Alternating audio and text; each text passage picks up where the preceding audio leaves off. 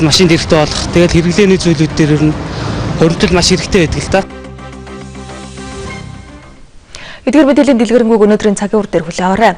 Төрийн орон сууцны корпорац цагдаагийн ерөнхий газар хамтран ажиллах санамж бичиг байгууллаа. Энэ хүрээнд буян тухай хорооллын 2 дугаар ээлжийн орон сууцнд цагдаагийн 100 орчим албан хаагч орох боломжтой болж байгаа юм байна.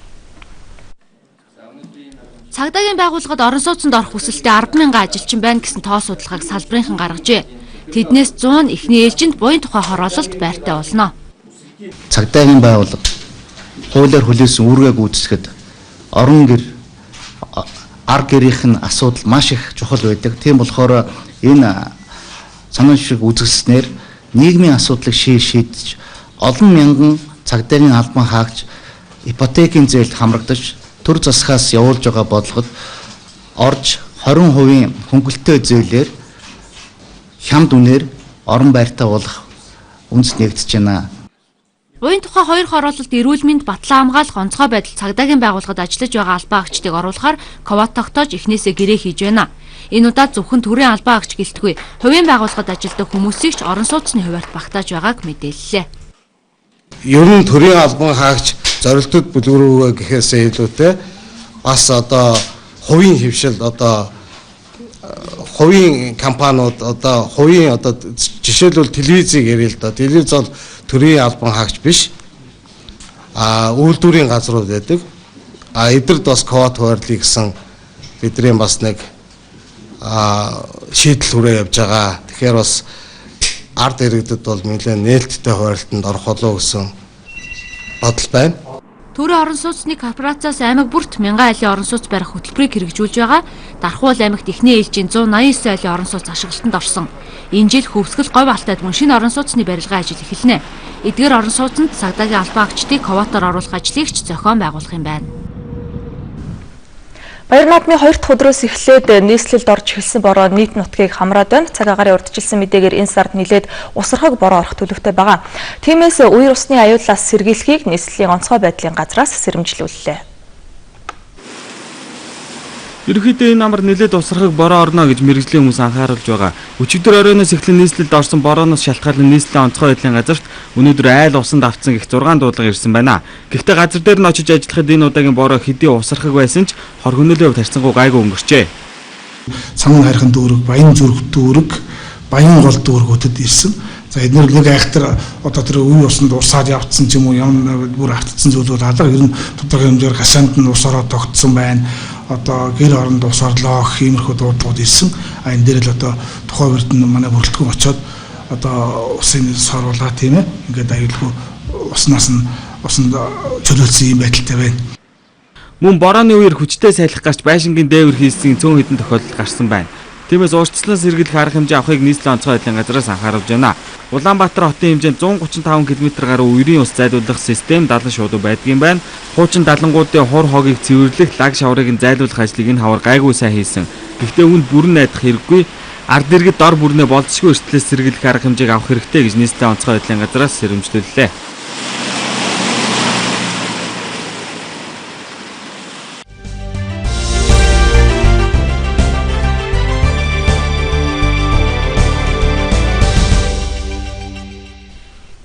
Монгол Улсын гадаад хэргийн сайд пүрэвсрүүгийн өдрүүдэд Америк нэгдсэн улсад албан ёсны айлчлал хийж байна. Тэрээр энэ сарын 15-ны өдөр буюу өчигдөр тус улсын төрийн нарийн бичгийн дарга Жон Керритэй уулзлаа. Ноён Керри Монгол улс ардчлалыг тууштай хэрэгжүүлж улмаар шилжилтийн үедээ яваа Киргиз, Мянмар зэрэг улс оронтой өөрсдийн туршлагаасаа хуваалцаж байгаад баяр хүргэсэн байна. Гадаад хэргийн сайд пүрэвсрүү Америк нэгдсэн улсын төрийн нарийн бичгийн дарга Жон Керри нарын ганцаарчилсан уулзалтын үеэр хоёр улсын хамтын ажиллагаа, найрсаг харилцаа холбоог улам идэвхжүүлэх талаар санал солилцлоо. Мөн Монгол улс Америк нэгдсэн улсын хооронд байгуулсан ил тод байдлын хилцээрийг хэрэгжүүлснээр Америкийн компаниуд Монголд эрх тэгш өрсөлдөхүй үйл ажиллагаа явуулах нөхцөл боломж бүрдэн, хөрөнгө оруулалтаа нэмэгдүүлэх, урт хугацаанд тогтвортой ажиллахад нь чухал алхам болно гэдгийг Америк нэгдсэн улсын төрийн нарийн бичгийн дарга онцолсон байна. Түүнчлэн ганцаарчилсан уулзалтын үеэр хоёр тал бүс нутаг олон улсын харилцааны асуудлаар байр суурь илэрхийлсний дээр Аз намхан далай түүний дотор зүүн хойд Азийн аюулгүй байдал эдийн засгийн интеграцийн үйл явцад идэвхтэй оролцож хамтран ажиллах боломжийн талаар ярилцлаа. Би зочноо тавтай саатахыг хүсэж байна.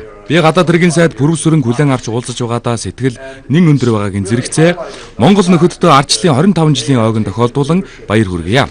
Монголчууд ардчлалыг манлайлж, ардчлалыг дэмжиж ажиллаж ирсэн жишээ олон байна. Тэд Мянмарыг, Киргизийг дэмжих томоохон тодорхой төсөл хөтөлбөрүүд хэрэгжүүлж байна. Монгол улс Афганистанд бидэнтэй хамт байж нэгдсэн үндэсний байгууллагын энхийг сахиулах ажиллагааг дэмжин ажиллаж байна. Саяхан Монгол улсын ерөнхий сайд манай улсад айлчилж эдийн засгийн хамтын ажиллагаа болон бусад асуудлаар ярилцсан. Бид Монгол улсын найдвартай 3 дахь хөршин байхыг хүсэж байна.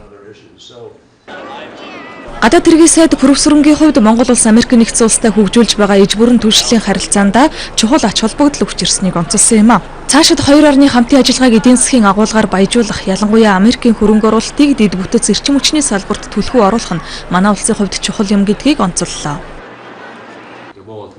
Төрийн нарийн бичгийн дарга тантай уулзахад таатай байна. Цаг зав гаргасанд мөн баярлалаа. Юуны өмнө Иран улстай түүхэн тохиролцоонд хүрсэнд баяр хүргэе. Мөн таны манлайлал, цуцалтгүй хүчин чармаалт, дипломат ажиллагаанд баяр хүргэхийг хүсэж байна.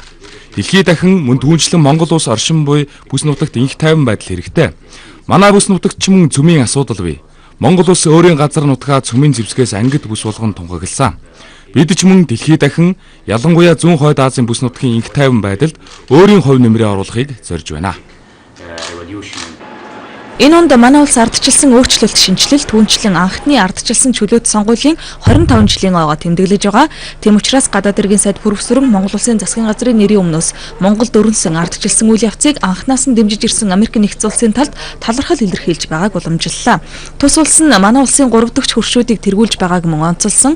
Цаашид Монгол улс Америк нэгдсэн улстай эдийн засгийн хамтын ажиллагаагаа өргөжүүлэхийг хүсэж байгаагийн дээр дэлхийд дахины их тайвны төлөөч Америк нэгдсэн улстай хамтрна гэдгээ илэрхийллээ. Гадаад хэргийн сайд пүрэвсрэнгийн Америк нэгдсэн улсад хийж байгаа альчлалын талаар ахлах редактор Оргил Вашингтоноос мэдээ дамжууллаа.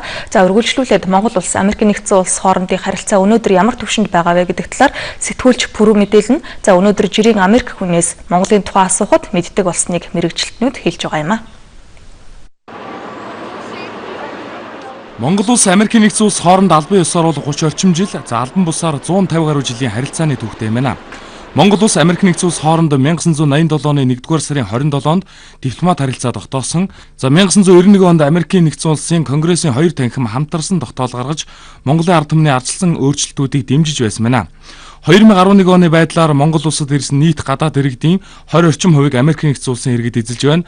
Харин Америк нэгдсэн улсад төрийн сан болон бусад итгэлгээр 800 орчим монгол хүн суралцж байна. Сүүлийн жилүүдэд Америк Монголын харилцаа олон салбарт хөгжихөөс гадна Монголын тухай мэдээлэл их түгэх болсныг хэлж байна.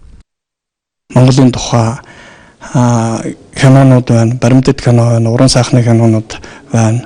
Монголын тухай одоо ном зохиол англи хэл дээр их гардаг болсон. Америкт бол Монголын түүхийн тухай ном зохиолууд их гарч байна. Зарим дээд сургууль, дунд сургуульд Монголын түүхийн талаар одоо сургалтын хөтөлбөрт ордог болсон. За Монголын талаар тодорхой хэмжээнд бол үзэгслэн, уран зургийн үзэгслэн гарахын явдал бол ер нь тогтмолж байна. Энэ чиглэлийн бүх мэдээлэлээс болоод Монголыг танин мэдэх асуудал мэдээж одоо Америкийн хувьд бол нэлээх хурдцтай байгаа. Өнөөдөр ер нь Америк хүнээс Монголын тухай асуух юм бол Америкийн залуучуудаас асуух юм бол ер нь мэднэ ийм орн байдгийг, ийм одоо болцоотой орн байдаг гэдгийг ч бүр наривчилсан мэдээллүүдийг зарим улсууд бол бас өгч идэх тийм хэмжээнд хүрсэн гэж бодож байгаа. За өнгөрсөн сард Монгол улсын ерөнхий сайд сайхан бэлэг Америк нэгдсэн улсад айлчилсан. Айлчлалын хүрээнд JP Morgan компани манай хөгжлийн банктай хамтраад 400 сая Америк долларын дөрмийн сантай хамтарсан хөрөнгө оруулалтын сан байгуулахаар болсон. За мөн Дэлхийн банкнаас манай төсвийн алдагдлыг нөхөхөд 100 сая долларын дэмжлэг үзүүлэхээр болсон. Дэлхийн банкны групп байгууллагууд болох IPS, мега байгууллагуудын зүгээс Монгол улсад 5 орчим төсөл дээр хамтарч ажиллаж хөрөнгө оруулалтыг гаргахаар тохиролцсон байна. За мөн хөрөнгө оруулах сан, хөрөнгө оруулалтын байгууллага компаниудын 160 орчим төлөөлөлтөй ерөнхий сайд уулзсан юм а. Айлчлалын хүрээнд зөвхөн дэд бүтц уул уурхайн том төслүүдээс гадна жижиг дунд үйлдвэрийн түвшний асуудлаар аж ахуй нэгжүүдтэй хамтран ажиллахаар болсон гэх мэтээр хоёр орны харилцаанд шинэ хуудас нээгдэж байгааг онцолж байна. Америк бол манай 3 дахь хамгийн чухал хөршийн нэг. Тэгэхээр 3 дахь хөрштэй явуулж байгаа энэ харилцаа бол олон салбарт идэвхтэй хөгжиж байна. Худалдаа, эдийн засаг, хөрөнгө оруулалт, соёл боловсрал, батлан хамгаалах салбар гэдэг. Америк Монголын худалдааны эргэлт бол 250 сая орчим доллар байгаа өнгөрсөн жилийн гүйцэтгэлээр. Тэгэхээр бидний хувьд бол энэ тоо бол энэ хэмжээг бол өсгөх боломж бол хоёр талтай хоёуланд нь байна. Худалдааны хувьд. За хөрөнгө оруулалтын хувьд бол мэдээж манай томоохон төслүүдийг уулуурхан болон дэд үтцийн төслүүдийг Америкийн компаниуд бүгдийг сонирхож байгаа. Дипломат харилцаа тогтоосноос хойш Америк нэгдсэн улс манай улсад нийтдээ 600 гаруй сая долларын буцалтгүй тусламж олгожээ. Харин одоо хоёр улсын харилцаа нэг нь туслах биш, харилцан ишгтэй, идэвхтэй эдийн засгийн харилцаа руу шилжиж байгааг хэлж байлаа. Тэр дундаа Америк нэгдсэн улсаас манай улсад оруулах хөрөнгө оруулалтын хэмжээ эрс өсөх боломжтой болж байгааг мэдээлж байна. Манай сурвалжлах хэсэг бүгд найрамдах хятад ард улсын хэвлэл мэдээллийн салбарын талаарх мэдээлэл бэлтгэж ирлээ. 1.3 тэрбум гаруй хүн амтай тус улсад өнөөдрийн байдлаар 2000 гаруй радио, телевиз, за 3.2 сая вебсайт ажиллаж байгаа юм байна.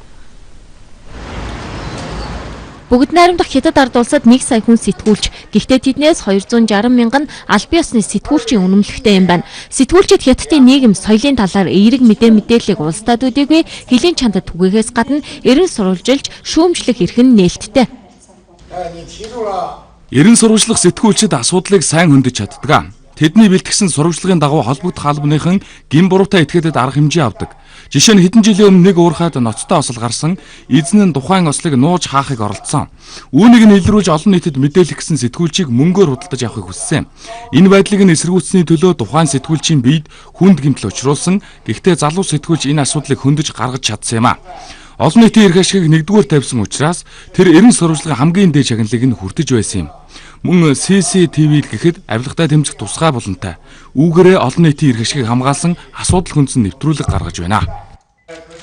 Эрен сурвалжилсан мэдээ сурвалжлага нэвтрүүлгийг бэлтгэсэн тухайн сурвалжлагчийг гүтгэх тохиолдол олон гардаг. Хэрвээ энэ нь тогтоогдох юм бол нэр төрийг нь сэргээдэг.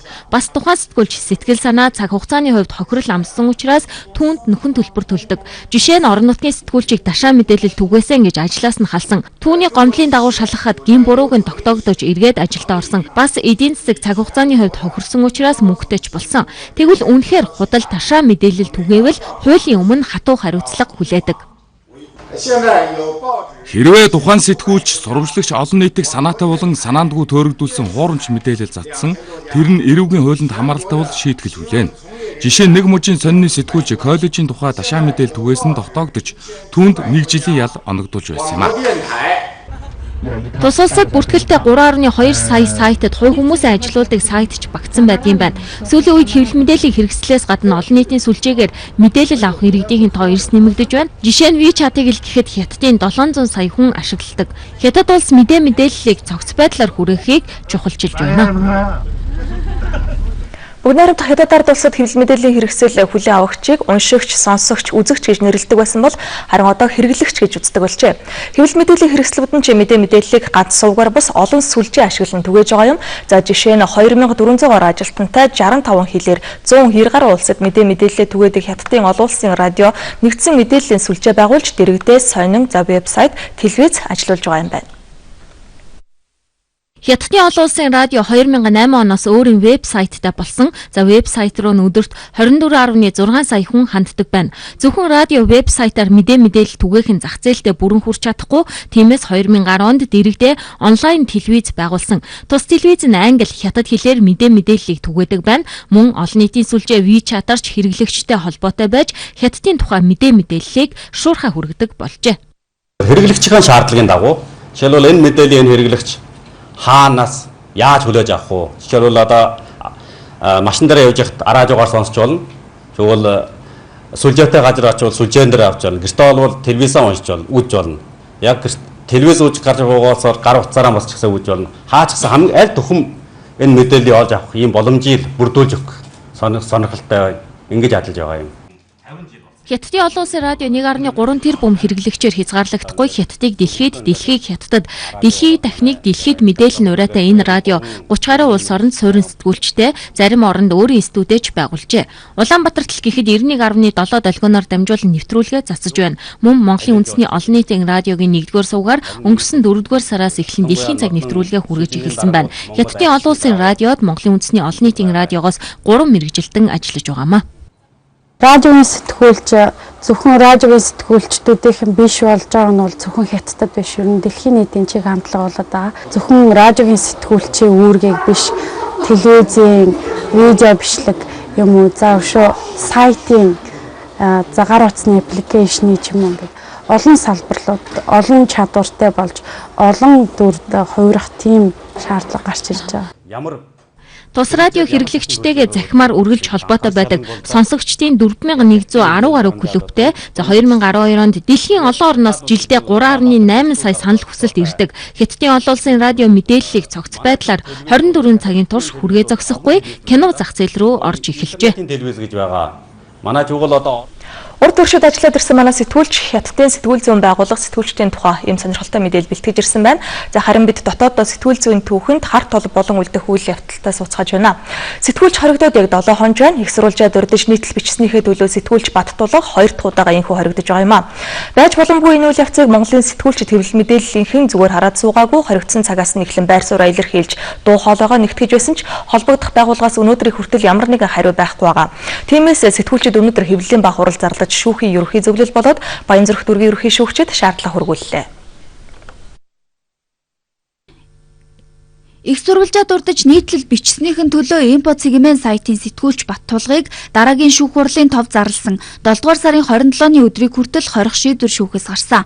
Энэ бол чөлөөт хэвлэл цензуур тавьж хүний язгуур ирэх болсон хэвлэл нийтлэх хэрэгэд халдсан хэрэгэ гэж хэвлэл мэдээллийн салбарынхаа үзэж байна. 2015 оны 4-р сарын 6-наас эхлээд энэ асуудлыг шүүхээр хилцэж эхэлсэн ч тодорхой шалтгаанаар 6 удаа хойшлсон байдаг. Энэ бүх хойшлох шалтгаан нь прокурор, өмгөөлөгч, шүүх байгууллагын хүсэлтээс хамаарсан байгаа. Гэтэл чухам яагаад хорих шийдвэр гаргасан тухай тайлбартаа гэмт хэрэг дахин үйлдэхээс сэрэмжлэх зорилгоор болон шүүхээс оргон зайлж болзошгүй гэсэн эрүүгийн хуулийн заалтуудыг иш татжээ. Уг нь манай улс ардчлал хүний эрхийг хүндлэн дээдлэн гэж олон улсын гэрээ конвенцуудад нэгдсэн байдаг. Гэвч шүүхийн практикт үүнийг огт хэрэгсэхгүй явсаар иржээ. Олон улсын Монгол улсын сойрхон баталсан олон улсын гэрээ хэлцээр бол дотоодын хууль адил үүсгэх ёстой. За энэ баримтагч бас анхааран үзэлгүйгээр шууд ингэж баримтчлан хорж байгаа нь бол ерөнхийдөө арчлалын эсрэг ийм буруу ийм хууль бас үйлдэл юм а гэж ингэж харахаар бол байгаа. Хамгийн сүүлд Аризонод нэгэн сэтгүүлч мэдээлэл түгээснийхээ төлөө хоригдоход 40 гаруй мянган хүн нэгдэж түүнийг суллаж байсан. Сэтгүүлчийг хорж байгаа энэ үйлдэл нь Монгол улсад ардчилсан нийгэм чөлөөт хэвлэлийн үнэн төрх ямар байгааг харууллаа. Энэ бол ганцхан Баттулга гэх хувь сэтгүүлчийн гэхээсээ манай эрх зүйн орчин, шүүгчийн чадамж, хуулийн байгууллагын ажлын уялдаа холбоо гих зэрэгт байгаа дутагдал, хатуухан хэлбэл эрүүл бус тогтолцоонд байна. Ийм зүйлтэй хэвлэл мэдээллийн салбарынхаа эвлэрэх аргагүй бүгд хүч нэгтэйгээр дуу хоолойгоо нэгтгэхийг судлаачид хүсэж байлаа. Шүүхийн байгууллага, энэ прокурорын байгууллага, ер нь хууль хэлтийн байгууллагууд байгаа энэ алдаа завхарлыг хэн нэгэн хянаж тогтоож сэтгүүлчд эрүүгийн хэрэг үүсгэсэн энэ асуудлыг энэ хэлмэгдүүлэлтийг зогсоохыг бид уриалж байна. Хэвлэл мэдээллийн хэрэгслүүд сэтгүүлчийг суллуулахын тулд шат дараатаа үйл ажиллагаа зохион байгуулна. Үүний нэг нь өнөөдрийн шаардлага юм. Үүнд хохирогчийн өмгөөлөгчийн хууль бус үйлдэлийг зогсоох, хуралдааны дигийг сахиулж, шудраг хандахыг, хамгийн гол нь сэтгүүлчийг нэн даруй суллахыг холбогдох байгууллага албан тушаалтнаас шаардсан байна. Хэрвээ шаардлагыг биелүүлэхгүй бол цаашид 50 жагсаал зохион байгуулна гэдгээч мэдэгдлээ. Бид нар маргааш сэтгүүлчид бас ажлаа хаяад шүүхийн ерөнхий зөвлөлийн гадаа мөн сэтгүүлч Баттулгыг шүүлсэн Баянзүрх дүүргийн шүүхийн гадаа бас жагсаал хийхээр бэлтгэж байгаа. За тэгэхээр энэ нь бол тайван жагсаал. За ер нь цаашдаа бас шүүгч захирамжаа өөрчлөхгүй энэ байдал удаан хэвээр үргэлжлэх юм бол манай сэтгүүлчдийг сулал гэдэг хөдөлгөөнийхэн байна. За тодорхой томоохон акцууд хийж талбай дээр жагсах тийм шийдвэрт хүрхэн зүйтэй гэсэн ийм байр суурийг илэрхийлсэн. Өнөөдөр Монгол улсын ерөнхийлөгч өөрөө сэтгүүлч хүн. Монгол улсын ерөнхий сайд бол хэвлэл мэдээллийн байгууллагад ажиллаж байсан, телевизийн хөтлөгч байсан хүн. За тэндээс гадна 5-6 сэтгүүлч өнөөдөр Монгол улсын их хурлын гишүүн байгаа. За ийм үед бид нар тэр хүмүүсийн дуу хоолой, тэр хүмүүс бол өөрийнхөө анхаарал даваасаа гэдгийг бид энэ хэвлэлийн баг хурлаар дамжуулж илэрхийлж энэ удирдлагууд эрх мэдэлтэй ийм хүмүүст бол уриалж байгаамаа. Хэвлэлийн баг хурлын дараа сэтгүүлчийг суллах шаардлагыг шүүхийн ерөнхий зөвлөлд хүргэсэн юм. Тэд тухайн шүүх хурлын бичлэгийг авах боломж нээлттэй. Гэхдээ шүүхийн ерөнхий зөвлөл шүүгчийн үйл ажиллагаанд хөндлөнгөөс нөлөөлж үнэлэлт дүгнэлт өгөх боломжгүй. Энэхүү шаардлагыг судлаад маргааш хариуг өгнө нь Монгол улс эрүүгийн хуулиндаа өөрчлөлт шинжилэл хийхгүй бол ийм асуудал гарсаар байна гэдгийг ч хэлсэн юм а. Эрүүгийн байдлын шийдэх хуулийг бас арай өөр байдлаар шинжилэхээр энэ ажиллагаа явагдаж байгаа. Тийм учраас бид одоо энэ хуулийнхаа шинтгэлийг бол яаралтай хийх ёстой. Энэ дээр манай хэл мэдээллийн байгууллагын дуу хоолойгоо гаргаж, ялангуяа сэтгүүлчтэй холбоотой энэ эрүүгийн хэрэгт холбогдуулан шалгадаг энэ эрх зүйн зохицуултыг илүү одоо орчин үеийн шаардлаганд нийцүүлж өөрчлөх ёстой гэж үзэж байгаа. Энэхүү үйл ажиллагаанаас болоод сэтгүүлчийн хуульд нийцсэн үйл ажиллагаанд цаад хийхээ зогсоо сэтгүүлчийг сулал нэртэй хөдөлгөөн хүртэл байгуулагдаад амжсан. Тэд сэтгүүлчид ард түмний мэдих эрхийг хангах зорилгоор өөрийнхөө хэвлэн нийтлэг эрхээ эдэлснийхээ төлөө торны цаан суух ёсгүй.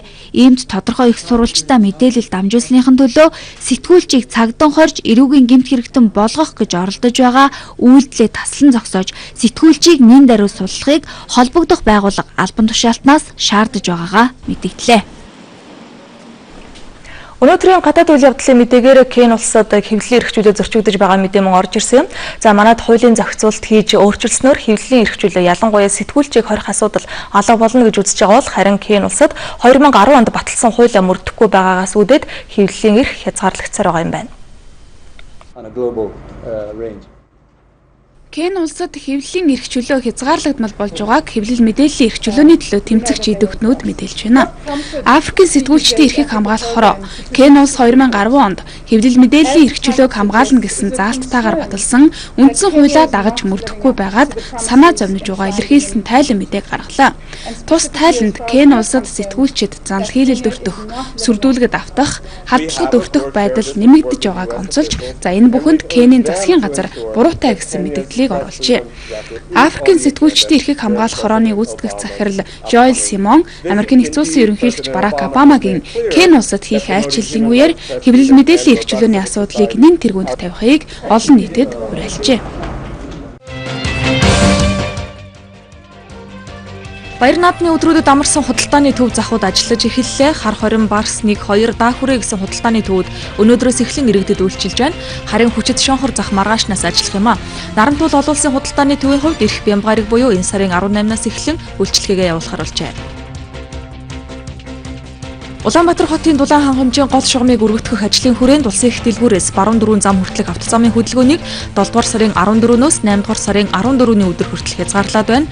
Энэ үеэр нийтийн тээврийн үйлчилгээний 19 чиглэлийн 279 тээврийн хэрэгслийн маршрутад өөрчлөлт орлоо.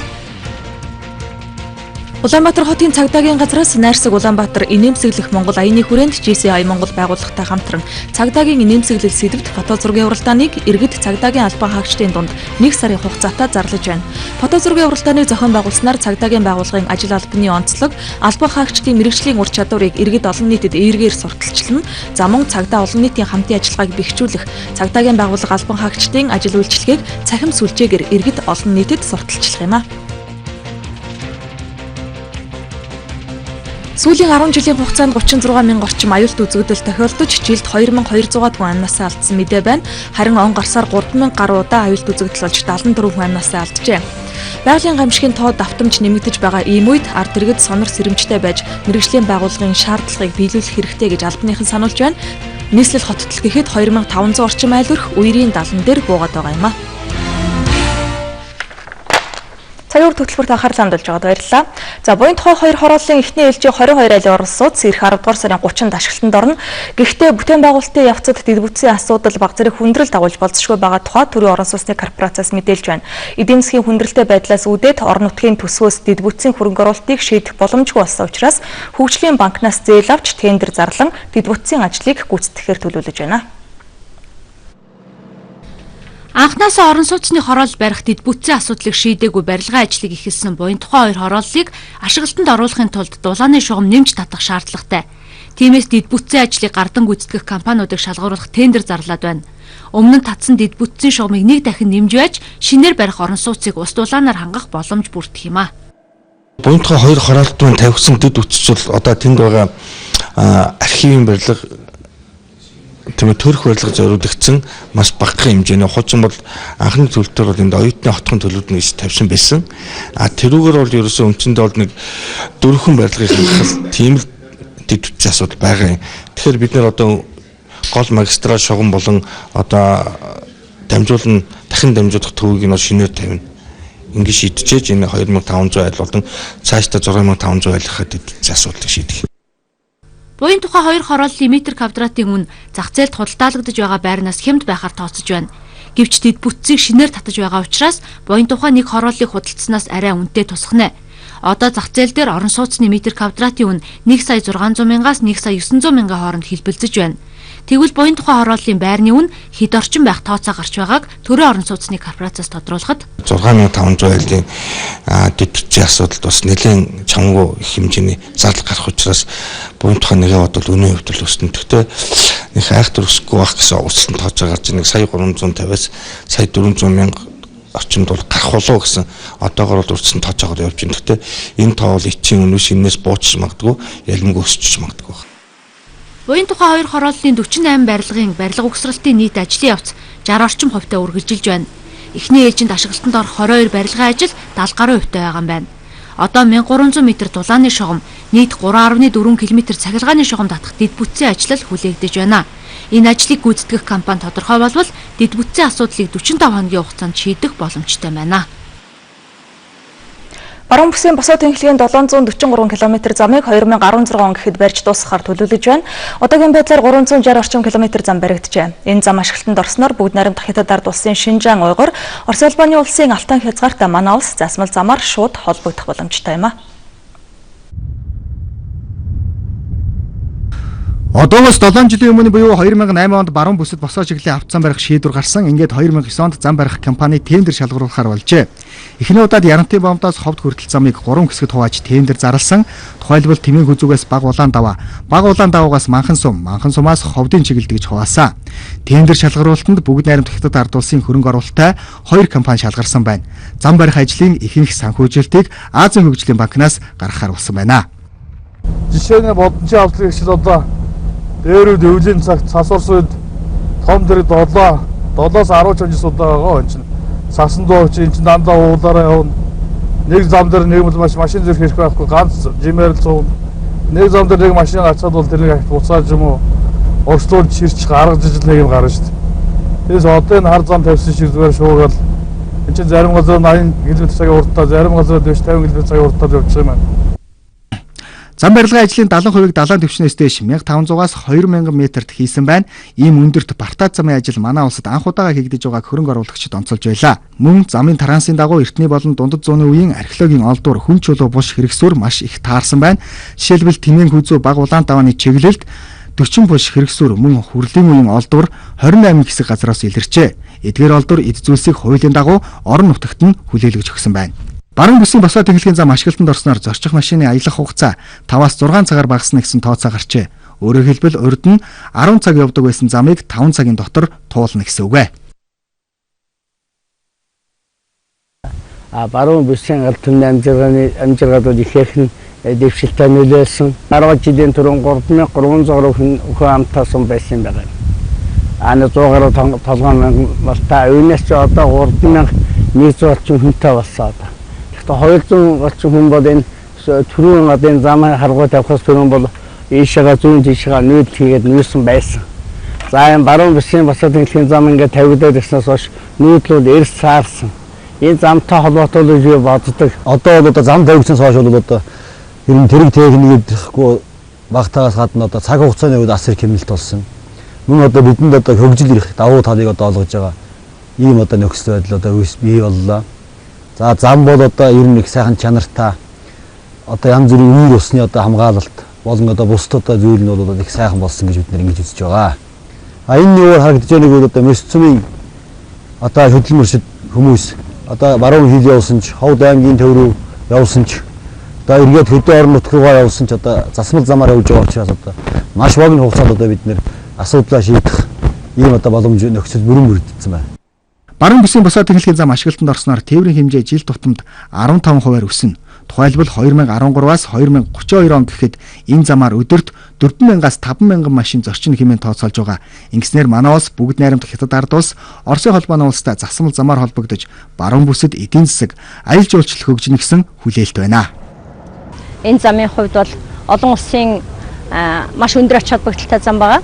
За энэ Ховд аймгийн Монгол Будын Хятад улстай хийлж байгаа тагшгийн бомтоос аваад энэ одоо Орос Хятадыг холбож байгаа коридор болохоор энэ дөрөв замын хүрээнд баригдаж байгаа нэг хэсэг замын одоо янз бүрийн санхүүжилтээр Монгол Улсын засгийн газрын санхүүжилтээр баригдаж байгаа, Азийн хөгжлийн банкны санхүүжилтээр баригдаж байгаа, орон нутгийн хөгжлийн одоо их усрээр баригдаж байгаа ийм хэсгүүд байгаа.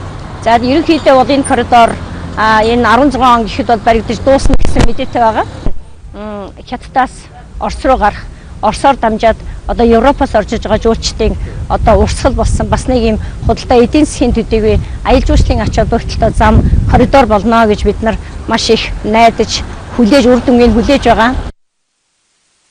Хойд Баян Улгийн аймгийн чиглэлд тавигдах замыг Азийн хөгжлийн банкын санхүүжилтээр мөн эх онд барьж эхэлнэ. Нийт 164 км замыг 4 хэсэгт хуваан 4 өөр компани замын ажлаа зэрэг гүйцэтгэхээр тендерээ зарласан байна. Ингэснээр 2016 онд багтааж дээрх зам ашиглалтанд орно гэж тооцоолж байгаа юм а. Энэ зам ашиглалтанд орсноор манай улс бүгд найрамдах Хятад ард улс, Пакистан, Оросын холбооны улс зэрэг 10 орныг холбосон Аз Европын автозамын сүлжээтэй холбогдох юм а. Статистик дүн мэдээнээс харахад банкны хадгаламж өмнөх сараас 20%-аар буурсан байна. Энэ тооноос иргэдийн гар дээрх хоримтлал багассан уу гэх асуулт гарч байгаа юм а. Хүндхэн цаг үед хэрэглэх улсын нөөцтэй айл өрхөн хоримтлалтай байх нь эрсдлийг бууруулдаг гэж эдийн засагчид үздэг. Монголчуудын 74% нь хадгаламжтай, 84% нь арилжааны айл нэг банкнд данстай гэсэн судалгаа байна. Гэвч хадгаламжтай иргэдийн олонх нь буюу 67.8% нь 100-аас 500 мянган төгрөгийн л хадгаламж эзэмшдэг байна. Ердөө 4% нь 5-аас 10 сая төгрөг, 6% нь 10 саяас дээш төгрөгийн хадгаламжтай байгаа юм а. Залуучууд ерөөсөө хоримтлын талаар юу ч мэдэхгүй байна. Дээр үед чинь биднээс чинь цалин их багтаа мөрдөө. Цалингаас нэг 10 төгрөг, тэр үе 10 төгрөг чи их мөнгө байлаа. Тэгэл хийгээд байхад ямар ч л байсан одоо 10,000, 20,000 гээ тэр чинь баян хүн байж тэр үү? Би яг өөрөө хоримтлаж одоо чадаагүй байгаа. Яагаад тэгэхээр одоо хүүхдүүд том болоод тийм одоо юм хоримтлуулах тийм зав чөлөө өгөхгүй шүү дээ. Хоримтлалыг үүсгэхэд одоо хувь хүнээс л өөрснөөс нь шалтгаална л та. Тэгж л бодож байна. Та хоримтлалтай юу? Бага. Одоо төгсөөд одоо нэг жил ажиллаж байна. Тэгээд залууны хувьд одоо орон байртай болох тий. Тэгэл машин хэрэгтэй болох. Тэгэл хэрэглээний зүйлүүд дээр ер нь хоримтлал маш хэрэгтэй байдаг л та. Тэтгэврийнхээ мөнгөөр бол насны юу вэ нүнжиг гэсэн тийм хадгаланд нээсэн. Ачуу зээ охиндоо бол бас 5 настайгаас нэгтлээ нэг сургалтын юуны төлөөр тийм бас хийсэн. Дансны дугаар бол надад байдгийг тий. Тэр зүгээр нь орж гардаг л нэг тийм болохоос яг хадгалуул нэг л тэр худлаа. Иргэдийн 47% нь сар тутам хадгаламжаа нэмдэг бол 20% нь мөнгө илүү гарвал 25% нь мөнгөтэй болохоор хадгаламжаас хэлбдэг гэх судалгаа бий. Айл өрхүүдийн 55% нь хүүхдийнхээ нэр дээр, 25% нь гэрээ эзэгтэй, 16% нь гэрээ эзний нэр дээр хадгаламжтай гэсэн судалгаа байна. Хадгаламж бол нэг 2.3 4 гэсэн хувийн өсөлттэй иймэрхүү үр дүнтэй байж байгаа. Ер нь манай улсын нийт хадгаламж 7.3-ын дийлэнх нь бол төгрөгийн хадгаламж эзэлдэг. 5.3 тэрлион төгрөг нь бол төгрөгийн хадгаламж байгаа. За үлдэж байгаа 2 тэрлион төгрөг нь бол валютын хадгаламж байдаг. 2015 оны эхний 6 сарын байдлаар төгрөгийн хадгаламж 5.3 их 80 төгрөгт хүрсэн байна. Энэ нь их тоо юм шиг сонсогдож байгаа боловч ойролцоогоор 2.4 сая хадгаламж эзэмшигчдтэй хуваагаад үзэхэд тийм ч их дүн гарахгүй. Банкны хүү өндөр байх нь чухалч иргэдийн мөнгө хадгалуулах хуримтлал үүсгэх сонирхол илүү чухал байгааг санхүүгийн салбарынхан сануулж байна. Өнөөдөр Сонгойрхон дүүргийн засаг даргын тамгын газар дүүргийн хөдөлмөрийн хилтэс хамтран хөдөлмөрийн аюулгүй байдал эрүүл ахуйн сургалтыг зохион байгууллаа. Сонгойрхон дүүрэгт нийслэлийн томоохон хүнсний үйлдвэр болоод барилгын компаниуд үйл ажиллагаа явуулдаг учраас энэ төрлийн сургалт чухал гэж зохион байгуулагчид хэлж байна. Сүүлийн жилүүдэд хөдөлмөрийн аюулгүй байдал хангаагүйгээс шалтгаалаад осол аваар ихээр гарч иргэд амнасаараа хохирсон тохиолдол цөөнгүй гарч байна. Тэм учраас олон үйлдвэр төвлөрсөн дүүргийн хувьд Сонгойрхон дүүргийн засаг даргын тамгын газар өв тэгш хөгжлийн сан төрийн бус байгууллагатай хамтран хөдөлмөрийн аюулгүй байдал эрүүл ахуйн сургалтыг зохион байгууллаа. Сургалтанд 800 гаруй ажилчидтай ТЭСО компанийн төлөөлөл болох 50 хүн оролцсон юм а. Энэ томоохон үйлдвэрүүд дүүргийн нутаг дэвсгэр дээр үйл ажиллагаа явуулж байгаа томоохон үйлдвэрүүд за мөн одоо төрийн байгууллагууд байгаа. Манай одоо тогтчил төлөвлөгөөний компаниуд байдаг 2-300 ажилтнуудтай. Энэ ажилтнуудаа зориулаад энэ сургалт авч байгаа маа. Бид нар бол хамгийн гол нь одоо энэ үйлдвэрийн осол гэмтэл болон за энэ эрүүл ахуйгаас шалтгаалсан янз бүрийн одоо өвчин эмгэгүүд гардаг. За үүнийг гарсныхан дараа одоо арга хэмжээ авах гэхээс илүү гарахаас өмнө урьдчилан сэргийлэх ёстой гэдэг үүднээс энэ арга хэмжээг зохион байгуулж байгаа. Эрүүл аюулгүй орчин хөдөлмөрийн баталгаатай байдал бол хамгийн нэгдүгээрт тавигдах ёстой асуудлуудын нэг. Хөдөлмөр эрхлэгчид энэ талаарх мэдлэг мэдээлэл хомс байдаг учраас бэртэж гэмтдэг. Цаашлаад амнасаа алдах тохиолдол их гарч байна. Ялангуяа барилгын салбарт тийм ээ үйлдвэрлэлийн салбарт бол өнөөдрийн байдлаар осол маш их хэмжээгээр гарч байгаа. За энд маань одоо нөлөөж байгаа хамгийн гол хүчин зүйл бол сургалт сурталчилгааны ажил маш дутмаг явагдаж байгаа. Энэ сургалт сурталчилгааны ажлыг зөвхөн одоо бид өнөөдөр сонгоныхын дүүрэгт гэхээсээ илүү нийслэл улс одоо орон нутгийн хэмжээнд ингээд зохион байгуулах цаашдаа шаардлагатай гэж бодож байгаа. Сонгойрхон дүүргийн нутаг дэвсгэрт үйл ажиллагаа явуулдаг томоохон аж ахуй нэгж байгууллагуудад энэхүү сургалт сурталчилгааг явуулж ажилчдын хөдөлмөр аюулгүй байдал, эрүүл ахуйн мэдлэгийг дээшлүүлэх, тохиолдож болзошгүй осол гэмтлээс урьдчилан сэргийлэх зорилгоор тус сургалтыг зохион байгууллаа. Грекийн парламент олон улсаас ирэх 3 жилд нэмэлт зээл авах замыг тардсан боллоо. Японы улсын үндэсний аюулгүй байдлын зөвлөлийн нарийн бичгийн дарга бүгд найрамдагтад ард улс болон Монгол улсад айлчлсан. Та бүхэнд гадаад мэдээний товчийг хүргэлээ одоо дэлгэрүүлэн хүргэнэ. За Грекийн парламент улс орны эдийн засгийн дампуурлаас аврахад саадуулж байсан гол тээгийг арилгаж бүтцийн өөрчлөлтийг хуулийн төслийг олонхын саналаар дэмжиж батллаа.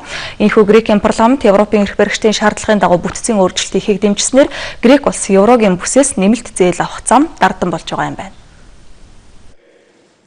Гэхдээ Грекийн ерөнхий сайд Алексис Ципрас олон улсын зээлдэгчдийн нөхцөлийг хүлээж авсныхаа төлөө улс төрийн хүрээнд намынхан дундаасаа эсэргүүцэлтэй тулгарч байна. Тэрээр Грекийн ард түмэн олон жил төсөө тануулсан ч шинээр зээл авахын тулд дахиад бүсээ чангалахаас өөр сонголт байхгүй гэдгийг намынхаа гишүүдэд тайлбарлаж байна. Бид сүүлийн 5 сар маш хүнд сорилтуудыг давж олон талаар тэмцэл хийсэн. Бид зарим чухал салбартаа ч нөлөөлөх бүтцийн өөрчлөлтийг хүлээж авах эсвэл дефолт зарлах сонголттой тулгарсан юм а. 3 дахь сонголт ч бас байна. Грекийг еврогийн бүсээс гаргах Шойблеийн төлөвлөгөө миний эцсийн шийдвэрийг хүлээгээд л байж байна. Бид энэ тулган шаардсан нөхцөлийг хүлээж авахаас арга байгаагүй. Хариуцлагаа бид хамтдаа л үүрэх ёстой юм а. Засгийн газар олонхын дэмжлэгийг авлаа. Гэхдээ Сириза намын гишүүд бид төсөв танахын эсрэг байна. Бид засгийн газраа бол дэмждэг. Гэхдээ ард түмний бүсийг чангалахыг бол эсэргүүцэж байгаа. Грекийн парламент Европод тодорхой илгээлтийг өгч еврогийн бүстэй үлдэж байна. Шинэ ардчлал үүргээ гүйцэтгэлээ. Бид энэ эрхчээрээ урагшлах болно. Ерөнхий сайд нөхцөл байдлыг гартаа авсан учраас дараагийн шийдвэрийг гаргах баха. Гэхдээ одоогоор ажиглагчид еврогийн бүсийн орнууд Грекэд үзүүлэх тусламжийг хилэлцэх шин шатны хилэлцээг эхлүүлэх хэсгээр гол анхаарлаа хандуулж байна. Грекэд бүтцийн өөрчлөлт хийх төлөвлөгөөнд тэтгэврийн хэмжээг бууруулах, худалдааны татварыг нэмэгдүүлэх, төрийн өмчийг хувьчлах тухай тусгасан юм а. Грекийн засгийн газрын зарим сайдууд төсвөө ингэж танахын эсрэг байр суурьтай байгаа ч гэсэн за Европын холбоог дэмжигч голдуу сөрөг хүчнийхэн бүтцийн өөрчлөлт хийж зээл авах нь зөв гэсэн байр суурьтай байна. Гэвч эрх баригч Сириза намын зарим гишүүд бүтцийн өөрчлөлтийг эсэргүүцэж мөн Грекийн төрийн албан хаагчид ч төсвийн танаасыг эсэргүүцэн 24 цагийн ажил хайлт зарлаад байна. Японы улсын үндэсний аюулгүй байдлын зөвлөлийн нарийн бичгийн дарга Сотаро Ячи бүгд найрамдах хятад ард улс болоод Монгол улсад ажиллах ажлын айлчлал эхлүүлж байна. Түүний айлчлал өнөөдөр бүгд найрамдах хятад ард улсаас эхэлж байгаа юм а. Сотаро Ячигийн айлчлал ерөнхий сайдынхаа өгсөн чиглэлийн дагуу түнш орнуудын үндэсний аюулгүй байдлын зөвлөл хоорондын хамтын ажиллагааг нэгтруулах зорилготойг Японы засгийн газраас мэдэгджээ. Япон улсын үндэсний аюулгүй байдлын зөвлөлийн нарийн бичгийн дарга Сотаро Аяачи Бээжинд Хятадын төрийн зөвлөлийн гишүүн Ян Жэчитэй уулзаж Япон Хятадын эрх баригчдын дээд хэмжээний уулзалтыг хэдийгээр товлох вэ гэдэг асуудлыг ярих юм байна. Харин Монгол улсад үндэсний аюулгүй байдлын зөвлөлийн нарийн бичгийн дарга инх төвшөнтэй уулзаж хоёр орны үндэсний аюулгүй байдлын асуудлыг хэлэлцэх юм байна. Ажиглагчид Японы үндэсний аюулгүй байдлын зөвлөлийн нарийн бичгийн даргын энэхүү айлчлалыг Япон улсын ерөнхий сайд Шинзо Абе бүгд найрамдах Хятад ард улсын дарга Си Цзиньпин нарын уулзалтыг товлох чухал зорилготой гэж дүгнэж байна. Хятадын засгийн газар Японы ерөнхий сайдыг эх 9-р сарын 3-нд чөлөөлөх дайны ялалтын 70 жилийн он тэмдэглэх ёслолд оролцохыг урьсан юм а. Олон улсын эдийн засгийн шинжээчид барууны орнуудын Иран улстай байгуулсан цөмийн гэрээний нөлөөгөөр дэлхийн зах зээл дээр газрын тосны ханш дахиад унах вэ гэж болгоомжлох шаардлагагүй гэсэн дүгнэлт хийлээ. Ираны дэлхийн хүчирхэг 6 улстай хийсэн гэрээ Ираныг аль хэдийн нийлүүлэлт нь ихссэн зах зээлд газрын тос нийлүүлэх боломжийг нээж өгсөн байна. Өөрөөр хэлбэл газрын тос экспортлагч орнуудын байгууллагын 4 дахь том нийлүүлэгч Иран улс эдийн засгийн хоригууд цуцлагдсны дараагаар өдөрт 10 гаруй сая баррел газрын тос дэлхийн зах зээлд нийлүүлнэ гэж зарим эдийн засагчид тооцоолж байгаа юм а. Иран хориг цуцлагдсны дараагаар газрын тосны ордуудаа олборлолтоо нэмэгдүүлэх нь зайлшгүй. Гэхдээ Ираны газрын тосны дэд бүтэц түүний олборлолт нэмэгдүүлэх хүчин чадал ямар вэ гэдэг дээр эдийн засагчид эргэлзэж байна. Иймд олон улс хоригоо цуцласны дараа Ираны газрын тосны олборлолт өсөж дэлхийн зах зээл дээр газрын тосны ханшинд яаж нөлөөлөх вэ гэдэг одоогоор тодорхойгүй байгаа. Тиймээс газрын тосны ханш дахиад унана гэж хэтэрхий эрт болгоомжлох шаардлагагүй гэдгийг зарим эдийн засагчид сануулж байна. Энэ хооронд дэлхийн газрын тосны салбарт том тоглогчдын нэг Сауди Арабын талаар таагүй мэдээлэл гарлаа. Тухайлбал Сауди Араб сүүлийн жилүүдэд дэлхийн зах зээл дээр газрын тосны ханш огцон унснаас үүдэлтэй төсвийн алдагдлаа нөхөхийн тулд бондо зарж дотоодын банкудаасаа 4 тэрбум Америк долларын зээл авчээ. Сауди Арабын төсвийн алдагдал энэ онд 130 тэрбум Америк доллароос давах төлөв гарсан байна. Сауди Араб газрын тосны ханшийг нэг баррелийг нь 105 Америк долларт барьж байж өмнө нь тооцоолсон төсвийн зардлаа дүүцүүлэх юм байна. Төсвийн зардлаа тогтворжуулахын тулд тус улсын засгийн газар гадаад валютын нөөц рүүгээ оржээ. Хэрвээ засгийн газар нь төсвийн алдагдлаас харуулахгүй бол 2018 оны эцэс гэхэд Сауди Араб гадаад валютын нөөцгүй болох эрсдэлтэйг эдийн засагчид сануулжээ. Сауди Араб санхүүгийн энэхүү хүндрэлээс гарахын тулд орлогынхоо их үүсвэрийг олон салаа болгох, санхүүгийн зах зээлдээ шинжилэлт хийх зайлшгүй шаардлага тулгарсан гэдгийг Financial Times сонины эдийн засагч зөвлөсөн байна. НАСА-гийн 2006 онд их дэлхийгээс хөөргсөн New Horizon сансрын хөлөг өнгөрсөн мягмар гарагт одоо гараг гэгддэг дэлхий ван гарагт 12500 гаруй километрийн зайд ойртож гэрэл зургийг нь их дэлхий рүү дамжуулж эхэлсэн билээ. Эрдэмтэд тус хөлгөөс их дэлхий рүү илгээсэн өндөр нэгтаршилтай гэрэл зургуудыг судалж дэлхий ван гараг дээр мөсөн уул байгаа гэдгийг урьдчилсан байдлаар тогтоожээ. Нэг зурагт нь л гэхэд дэлхий ван гарагийн өмнөд бөмбөрцөгт 3500 гаруй метрийн өндөр мөсөн уулнууд байгаа тод ажиглагдж байгааг эрдэмтэд нотолж байна. НАСА-гийн эрдэмтэд эдгээр мөсөн уулнууд 100 сая жилийн өмнө тогтсон гэж үзэж байна. Мөн эдгээр уул цаашид улам тэлэх, өндөрсөх боломжтой ч гэж эрдэмтэд үзэж байна. Мөн НАСА-гийн эрдэмтэд дэлхий ван гарагийн гадаргуу тэдний өмнө нь тооцоолж байснаас илүү идэвхтэй байгаа гэж онцоллоо. Цаашид эдгээр эрдэмтэд дэлхий ван гарагийн гадаргуугаас цааш ямар үйл явц болж байдгийг судлах сонирхолтой байна. НАСА-гийн энэ хөлөг дэлхий ван гарагийг тойрч нисэх үедээ дэлхий рүү судалгааны мэдээллийг тогтмол өгөх бөгөөд бүх мэдээллийг авч дуусгаад наад зах нь 16 сар шаардлагатай юм байна. Кубын удирдагч Раул Кастро, Куб Америкийн нэгдсэн улс дипломат харилцааны шинэ 90 үед шилжиж байгааг аль биесээр мэдэгдлээ. Кубын удирдагч Хавана хотноо парламентын гишүүдтэй хандаж үг хэлэхдээ хоёр орны хооронд дипломат харилцааны зам урт бөгөөд тогтвортой байна гэдэгт итгэл дүүрэн байгаагаа тэмдэглэсэн байна. Дипломат харилцаа сэргээснээр Америкийн нэгдсэн улсын Куб улсад тавьсан эдийн засгийн хоргийг цуцлана. Үүнээс өмнө Америкийн нэгдсэн улс Кубыг терроризмыг санхүүжүүлэгч байгууллагын хар жагсаалтаас хасаж хоёр тал улс төрийн хоригдлуудыг харилцсан сулсан юм а. Куб Америк хоёр энэ сарын 20 буюу эх даваа гарагт харилцсан элчин сайдын яамдаа нээж дипломат харилцаагаа аль биесээр эхлүүлэхээр зэхэж байна. Онцгой байдлын ерөнхий газрын мэдээлж байгаагаар нийт нутгаар бороо хур ихтэй үер усны аюулаас сэрэмжлүүлж байгаа.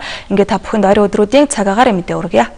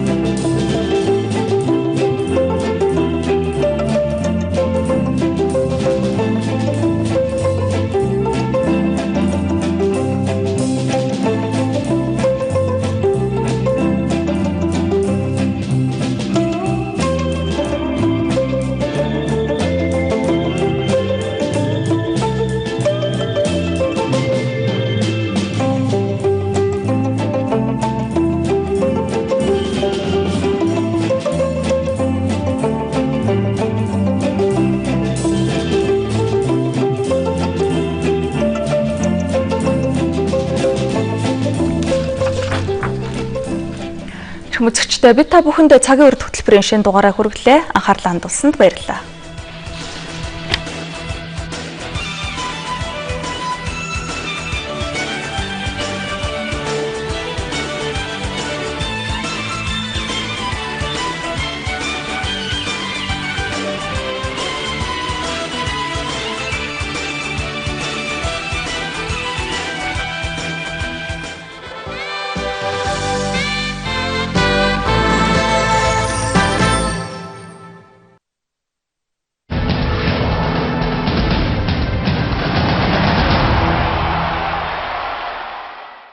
Ором дөрөв ирхэм үзэгчдээ та бүхэн амралтаа хайдахтаа сайхан өнгөрүүлж байна. Өдөртмийн спортын мэдээгээ хүргэе.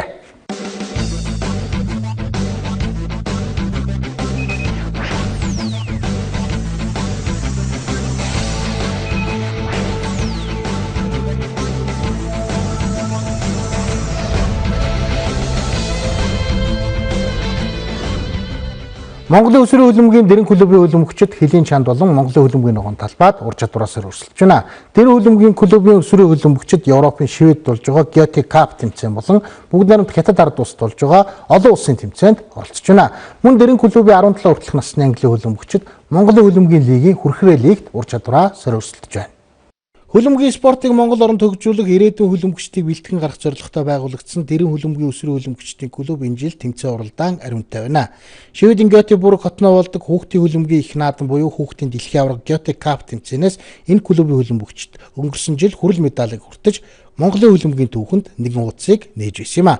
Энэ жил дэрэн хөлбөмбөгийн клубын 11 хүртэлх насны английн хөлбөмбөгчид Göte Cup тэмцээний ногоон талбайд ур чадвараасаар өрсөлдөж байна. 11 хүртэлх насны бяцхан хөлбөмбөгчд эхний тоглолтоо Шведийн клубтэй хийжээ.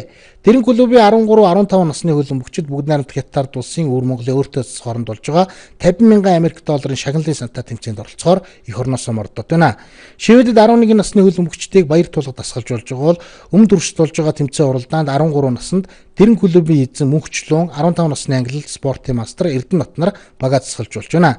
Мөн энэ жил өнгөрсөн жил Шведэд болсон Göte Cup тэмцээний 17 насны ангилд хүрэл медаль хүртсэн дэрэн клубын хөлбөмбөгчид Монголын хөлбөмбөгийн хүрхрээ лигийн тэмцээнд Владиславичийн удирдлаганд оролцож байна.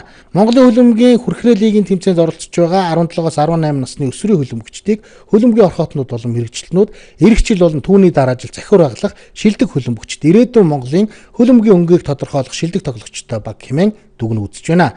Бүгд найрамд хятад улс болон Шведэд тоглож байгаа дэрэн багийнхны мэдээллийг үзэгч та бүхэндээ бидхэн цаг тухай бүрдэн хүргэж явах болно. Монголын чөлөө төхөн эмэгтэйчүүдийн шгшээгийн тамирчид удахгүй Польш улсад болох олон улсын тэмцээнд оролцохоор бэлтгэл сургалтаа олзож байна. Энэ талаарх мэдээлэлээр спортын мэдээ үргэлжлэнэ. Польш олон улсын тэмцээнд манай улс 3 дахь жилдээ оролцох гэж байна. Өнгөрсөн жил манай улс тус тэмцээнээс 3 алт, 1 мөнгө, 3 хүрэл медаль хүртсэн амжилт үзүүлсэн. Тухайлбал 55 кг хэмжээнд Бямб Цэрэн, 60 кг хэмжээнд Цэрэн Чимэд, 63 кг хэмжээнд Батцэг нар аварга алтан медаль, олон улсын хэмжээний мастер Сумья мөнгөн медаль, 53 кг хэмжээнд олон улсын хэмжээний мастер Даваа Чимэг, 69 кг хэмжээнд олон улсын хэмжээний мастер Одон Чимэг нар хүрэл медаль хүртэж байсан удаатай. Харин жил чөлөө төхөн үндэсний шгшөөгийн ахлах засгалжуулагч Монгол улсын говья засгалжуулагч Батбаяр, Монгол улсын говья засгалжуулагч Дөвчин, Монголын чөлөө төхөн албаны засгалжуулагч Сүхбаатар нараар ахлуулсан 8 тамирч оролцох гэж байна. 48 кг хэмжээнд Наран Гэрэл, 53 кг хэмжээнд Сумья, Отхон Цэцэг, 55 кг хэмжээнд Бямб Цэрэн, 58 кг хэмжээнд Шавдар, 60 кг хэмжээнд Цэрэн Чимэд, 63 кг хэмжээнд Бат Цэцэг, 69 кг хэмжээнд Насан Бурмаа, 75 кг хэмжээнд Наран Чимэг нар оролцсноо. Польш олон улсын тэмцээнд энэ жил Отхон Цэцэг, Насан Бурмаа, Наран Чимэг нар энэ жил анхудаа оролцох гэж байна. Тус тэмцээн эх 9-р сард Америкийн нэгдсэн улсад зохиогдох дэлхийн орчлуулах тэмцээний өмнөх томоохон сорилго тэмцээн болж байгаагаар онцлогтой. Нийтийн дэлхийн барилдах тамирчдын бол 4-5 тэмцээнд оролцуулсан байна. Энэ бол одоо дэлхийн өмнөх хамгийн сүүлийн тэмцээн. Энд бас голлох тамирчтай бол ихэд барилдуулж үзээд бэлсуулт болон хойштын одоо бэлтгэлийн дэлхийн аврагын бэлтгэлтэй амжилттай оролцуулахад анхаарч ажиллаж байна. Тэгээ тэмцээний үеийн барилдаан гэдэг тэр бэлтгэлүүдээ дуусглаа. Одоо ингээд бас бэлтгэлийн сэргэлтийн үе гэж одоо үнцэн ачаалал аваад дуусаад сэргэлтийн бэлтгэлд бас жимэнгээ тохируулах ерөнхийд юм багтаамжууд багассан голох одоо өөрийн онцлог болон одоо чадварлаг хийдэг мэхэндээ ажиллаж тийм галтааныхаа бас ажиллах тийм ажлуудаа хийж байгаа. Тийм. Польшийн олон улсын тэмцээнд зэрэгцэн энэ сарын 23-наас 26-ны өдрүүдэд Казахстаны ерөнхийлөгчийн цомын төлөх багийн аварчлуулах тэмцээн болох гэж байна. Энэ тэмцээнд мөн чөлөөтгөх эрэгтэй эмэгтэй шигшээг бүтэн багаараа оролцсон. Эмэгтэй багийн хувьд Монголын чөлөөтгөхийн албаа 2 дугаар баг аялгахаар төлөвлөж байна. 48 кг-ийн спортын мастер Бямбзэ, 53 кг-ийн олон улсын хэмжээний мастер Даваа Чимэг, 55 кг-ийн олон улсын хэмжээний мастер Орхон, 58 кг-ийн спортын мастер Гантуя, 60 кг-ийн спортын мастер Оюун Туя, 63 кг-ийн спортын мастер Болор Тунгалаг, 69 кг-ийн олон улсын хэмжээний мастер Цэгмэд, 75 кг-ийн олон улсын хэмжээний мастер Одон Чимэг нар өрсөлдөнө. Европын дугуйн зам мэргэжлийн дугуйчдын хамгийн нэрүндтэй тэмцээн Тур де Франц уралдаан үргэлжлэн явж байна. Тур де Франц уралдааны 11 дахь гараа болж ялагч нь тодорсон байна.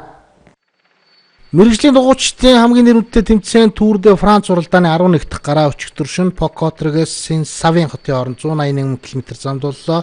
188 км замыг 5 цаг 2 минут 1 секундэд туулсан Tinkoff Saxo багийн дугуйчин Польшийн алдарт Рафаэль Майка энэ гарааны ялагчаар тодорсон байна. Тэргүүлэгчээс 1 минутаар хоцорч барины зурагт ирсэн Жермин Канадел багийн дугуйчин Ирландын Даниэл Мартин 2 дугаарт ирсэн бол 3 дугаарт ялагчаас 1 минут 23 секундээр хоцорсон Аргон багийн дугуйчин Германы Эммануэль Бухман орсон байна. 11 дахь гарааны 3 дугаар байрт Серж Паулус орлоо. Бельгийн дугуйчин удаа тэргүүлэгчээс 208 секундээр хоцорч барины зурагт ирсэн бол 5 дугаарт Францын дугуйчин Томас Фоклер, 6 дугаарт мөн Францын дугуйчин Жюлиен Симон өчигдсэн байна. 11 гарааны дараах байдлаар Тур де Франц уралдааныг одоогоор Sky багийн дугуйчин Их Британий Кристофер Фрум тэргүүлж байна. Тэрээр 11 гарааны нийт замыг 41 цаг 3 минут 31 секундэд туулсан амжилтаар Тур де Франц уралдааныг нийлбэр дүнгээр тэргүүлсээр байна. Тэргүүлэгчээс 252 секундээр хоцорж байгаа BMC багийн дугуйчин Америкийн нэгдсэн улсын TJ Van Gardner 2 дугаарт өчигдсэн бол 3 дугаарт нийлбэр дүнгээр Movistar багийн дугуйчин Колумбийн Nairo Quintana бичигдээд байна. 4 дугаарт Испаний алдарт дугуйчин Алехандро Билбарде, 5 дугаарт Их Британий дугуйчин Жерен Томс, 6 дугаарт Tinkoff Saxo багийн дугуйчин Испанийн Альберто Кантадор нар бичигдээд байна. Тэмцээний 12 дахь гараа маргааш Лени Мейз хотоос Плате Бэй хотын хооронд 195 км замд үргэлжлэн явагдах юм а.